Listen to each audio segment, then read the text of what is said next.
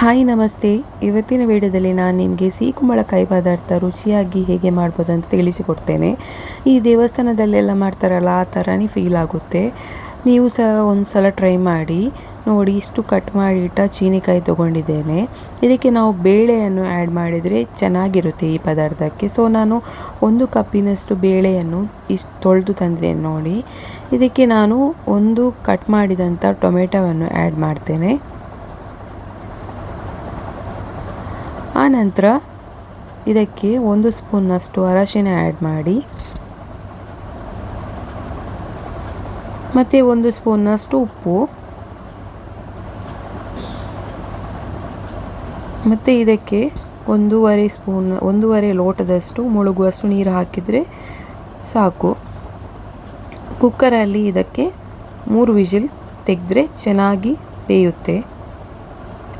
ಈಗ ಇದಕ್ಕೆ ಮಸಾಲೆಗೆ ರೆಡಿ ಮಾಡೋಣ. ಮಸಾಲೆಗೆ ಇದಕ್ಕೆ ಬೇಕಾದಂಥ ಪದಾರ್ಥಗಳು 2 ಸ್ಪೂನಷ್ಟು ಉದ್ದಿನಬೇಳೆ, 2 ಸ್ಪೂನ್ನಷ್ಟು ಜೀರಿಗೆ ಹಾಗೂ 1/4 ಸ್ಪೂನ್ನಷ್ಟು ಮೆಂತೆ ಹಾಗೂ 3 ಸ್ಪೂನ್ನಷ್ಟು ಕೊತ್ತಂಬರಿ ಮತ್ತು ನಾವು 1 ಸ್ಪೂನ್ನಷ್ಟು ಅಕ್ಕಿ ತಗೊಂಡ್ರೆ ಚೆನ್ನಾಗಿರುತ್ತೆ ಈ ಪದಾರ್ಥಕ್ಕೆ. ಇದನ್ನು ಈಗ ನಾವು ರೋಸ್ಟ್ ಮಾಡೋಣ. ಪ್ಯಾನ್ ಬಿಸಿ ಆದಮೇಲೆ ಇದಕ್ಕೆ 1 ಸ್ಪೂನಷ್ಟು ಎಣ್ಣೆ ಹಾಕಿ ಇಷ್ಟು ಸಾಮಗ್ರಿಗಳನ್ನು ಮೊದಲಿಗೆ ರೋಸ್ಟ್ ಮಾಡಬೇಕು. ಇದು ಎಷ್ಟು ತೊಗೊಳ್ಬೇಕಂತೇಳಿ ನಾನು ಡಿಸ್ಕ್ರಿಪ್ಷನಲ್ಲಿ ಹಾಕಿರ್ತೇನೆ, ಎಷ್ಟು ಸ್ಪೂನ್ ಅಂತೇಳಿ. ಇಷ್ಟನ್ನು ರೋಸ್ಟ್ ಮಾಡಿ ಆದಮೇಲೆ ಇದಕ್ಕೆ ನಾವು 5ರಿಂದ 6 ಬ್ಯಾಡಿಗೆ ಮೆಣಸು ಅಥವಾ ಉದ್ದ ಮೆಣಸನ್ನು ತಗೊಂಡು ಇದರೊಟ್ಟಿಗೆ ರೋಸ್ಟ್ ಮಾಡಿ. ಬ್ಯಾಡಿಗೆ ಮೆಣಸು ನೀವು ಒಂದು 7 ತನಕ ತೊಗೊಳ್ಬೋದು. ಖಾರ ನೋಡಿ ಹಾಕಿ. ನಾನು 7 ತೊಗೊಂಡಿದ್ದೇನೆ ಟೋಟಲ್. ಸೊ ಇಷ್ಟನ್ನು ರೋಸ್ಟ್ ಮಾಡಿ ಸ್ಟವ್ ಆಫ್ ಮಾಡಿ ಆದಮೇಲೆ ಇದಕ್ಕೆ ನಾನು ಅರ್ಧ ಗಡಿಯಷ್ಟು ತೆಂಗಿನಕಾಯಿ ಆ್ಯಡ್ ಮಾಡ್ತಿದ್ದೇನೆ. ಆನಂತರ ಇದಕ್ಕೆ ನಾವು ಒಂದು ಲಿಂಬೆ ಗಾತ್ರದಷ್ಟು ಹುಳಿ ಆ್ಯಡ್ ಮಾಡಬೇಕು. ಅನ್ನು ಮಿಕ್ಸಿ ಮಾಡಿ ತನ್ನಿ. ಈಗ ನಾವು ಒಂದು ಪಾತ್ರೆಯನ್ನು ಸ್ಟವ್ ಮೇಲೆ ಇಟ್ಟು ಪಾತ್ರೆ ಬಿಸಿ ಆದಮೇಲೆ ಅದಕ್ಕೆ 1 ಸ್ಪೂನ್ನಷ್ಟು ಎಣ್ಣೆ ಹಾಕಬೇಕು. ಆನಂತರ 1 ಸ್ಪೂನ್ ಸಾಸಿವೆ ಹಾಗೂ ಒಂಚೂರು ಕರಿಬೇವು ಸೊಪ್ಪು. ಆನಂತರ ಇದಕ್ಕೆ ನಾವು ಕಟ್ ಮಾಡಿದಂಥ ಈರುಳ್ಳಿ ಆ್ಯಡ್ ಮಾಡಬೇಕು.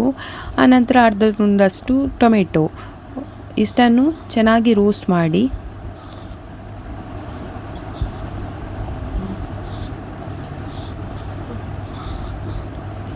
ಆನಂತರ ಇದಕ್ಕೆ 1 ಸ್ಪೂನ್ನಷ್ಟು ಅರಶಿನ ಹಾಕಿ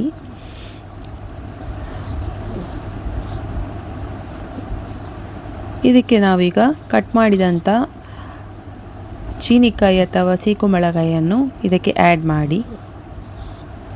ಇದಕ್ಕೆ 1 ಸ್ಪೂನಷ್ಟು ಉಪ್ಪು ಆ್ಯಡ್ ಮಾಡಿ ಇದನ್ನು ಚೆನ್ನಾಗಿ ರೋಸ್ಟ್ ಮಾಡಿ. ಈ ಥರ ಮಾಡಿದರೆ ನಿಮ್ಮ ಪದಾರ್ಥಕ್ಕೆ ಒಳ್ಳೆಯದಾಗುತ್ತೆ. ಮೊದಲೇ ನಾವು ಒಗ್ಗರಣೆ ಮಾಡಿದರೆ ಚೆನ್ನಾಗಿರುತ್ತೆ ಈ ಪದಾರ್ಥಕ್ಕೆ. ಮತ್ತು ಇದನ್ನು ನಾವು ಒಂದು 2 ಮಿನಿಟ್ಸ್ ಅಷ್ಟು ಬೇಯಿಸಲಿಕ್ಕೆ ಇಡಬೇಕು. ನೀರು ನಾವು 1 ಲೋಟದಷ್ಟು ಹಾಕಿದರೆ ಅದು ಸಾಕು. ಸೀಕುಂಬಳಕಾಯಿ ಬೇಗನೆ ಬೇಯುತ್ತೆ, ಅದು 5 ನಿಮಿಷದಲ್ಲಿ ಬೇಯುತ್ತೆ ನೋಡಿ. ಚೆನ್ನಾಗಿ ಸೀಕುಂಬಳಕಾಯಿ ಬೆಂದಿದೆ ನೋಡಿ. ಇದಕ್ಕೆ ನಾವು ಮಾಡಿದಂತಹ ಬೇಳೆ ಉಂಟಲ್ಲ ಅದನ್ನು ಇದಕ್ಕೆ ಆ್ಯಡ್ ಮಾಡಬೇಕು ನೋಡಿ. ಈಗ ನಾವು ಕಡೆದಂತಹ ಮಸಾಲೆ ಉಂಟಲ್ಲ, ರುಬ್ಬಿದ ಪೇಸ್ಟನ್ನು ಇದಕ್ಕೆ ಆ್ಯಡ್ ಮಾಡಬೇಕು.